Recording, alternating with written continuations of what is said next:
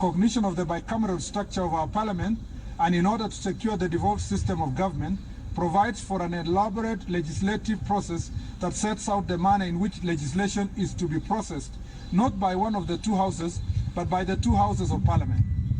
We, however, find ourselves in the place where the National Assembly has, since the inception of the bicameral parliament, failed to observe the procedure as laid down in the Constitution.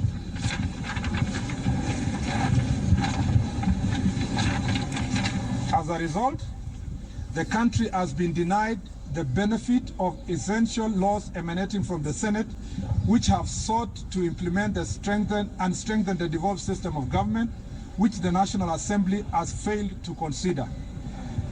Two, resources that legitimately belong to the counties have been centralized through the legislative fiat of one house, the National Assembly. Three, there have been clawbacks on the mandate and the powers of the counties. Four, draconian and outrightly unconstitutional provisions of law have been enacted through omnibus laws that have been passed unilaterally by the National Assembly without reference to the Senate. And usually these are called statute law miscellaneous amendments.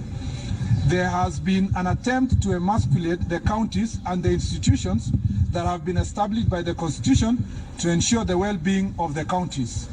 Kenyans, that is number 6, Kenyans have been denied their constitutional right of public participation in a bicameral environment. And 7th, the Constitution has been interpreted and applied in a narrow, restrictive, and prejudicial manner that promotes the interests of the centralist ideology as opposed to the principle of devolution, which is a central pillar of the Constitution. Kenyans will recall that in 2013, an account of similar disregard for the Constitution by the National Assembly, the Senate sought for an advisory opinion from the Supreme Court. The Supreme Court, in its advisory opinion, reaffirmed the role of the Senate. I'm just wondering what's going on, particularly in the consideration and passage of bills concerning county government, and gave clear guidance to the House of Parliament to senators and governors going to court. Earlier on, I told you that I am for devolution. I am that the resources be devolved, and by default, services also be felt by the people in the community. Lakini yale ambao nayashuhudia hii leo kwamba bunge la seneti na bunge la kati, ya kwamba kuna hileni vute ni kuvute, na wanapovutana kuelekea kotini ni haki yao. Na unielewe vyema kwamba mimi ningependa sana hela zifike mashinani kupitia kwa serikali za ugatuzi. Ni vyema tena inastahili vivyo kwamba mali ama rasilimali za umma ziweze kupelekwa katika serikali za ugatuzi kwa hali ambao Waingereza wasema kwamba in an incremental way. But we must wake up to the reality that if the resources are limited, there are calls for negotiation. The tug of war between Parliament and the Senate in terms of which resources are available and how much should be devolved, it's a good thing, but I don't think it should be won in the courts. My understanding is that there is need for negotiation, there is need to involve more stakeholders to understand what is being demanded. But that aside, that is not why I'm doing this video today. The reason why I'm doing this video today is to call Kenyans to wake up and call for accountability and demand for better services from our members of parliament, from our governors and senators, and even the central government. I am coming into reality, and when I look back that our MPs unite to take away from the unborn, that our MPs unite and vote to allocate more resources to themselves in the name that they are representing Wanjiku. I've come to realization, to the reality that the Senate and the governors are united demanding for resources, more resources. They're demanding 335 billion to be allocated to them in the county governments for them to continue running. But as this debate goes on, some school of thought have come up with some questions. And one of the questions has been, what have you done with the resources that have already been allocated to you in the past? 7 years down the line, what can we say we have achieved under a devolved system? A question has come that some of the money has not been spent.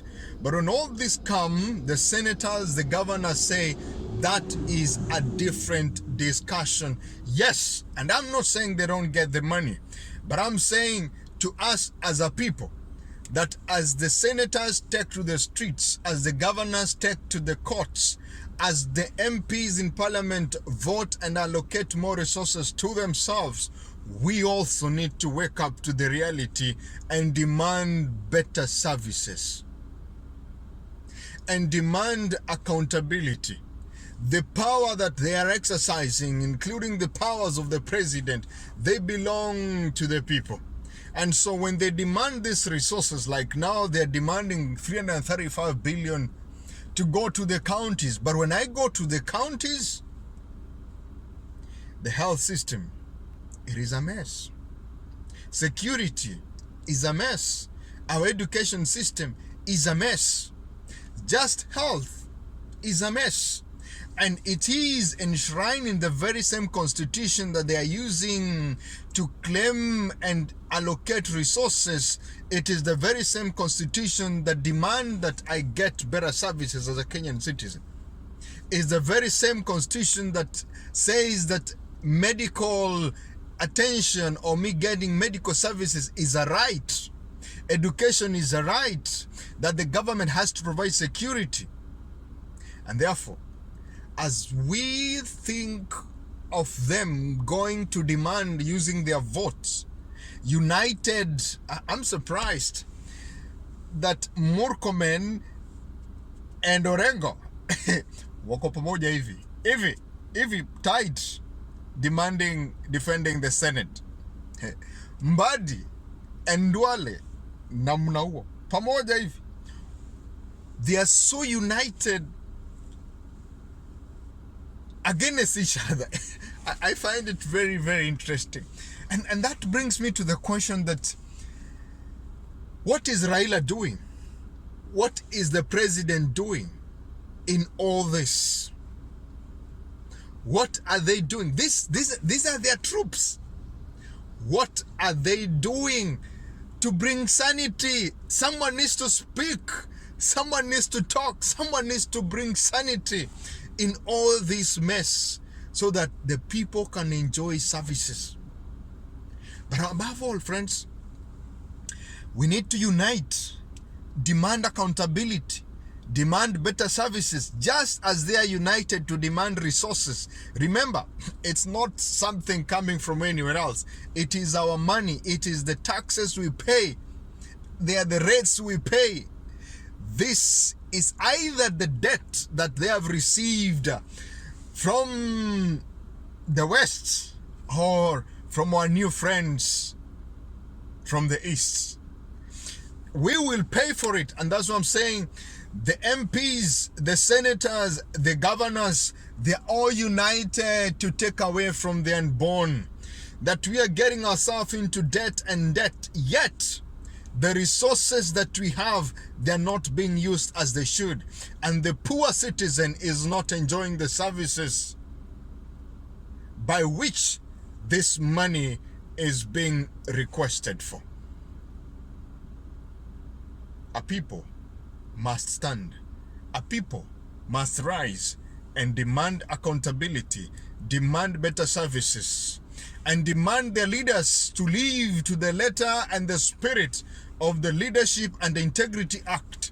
Someone said, if we apply that law, then 90% of our leaders, quote unquote, I'll be speaking of leaders another time, quote unquote, 90% of the politician, quote unquote, leaders will go home.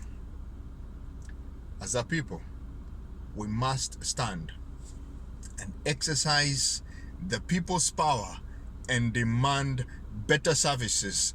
As these resources are being allocated, we need to demand better services. Those are just my thoughts.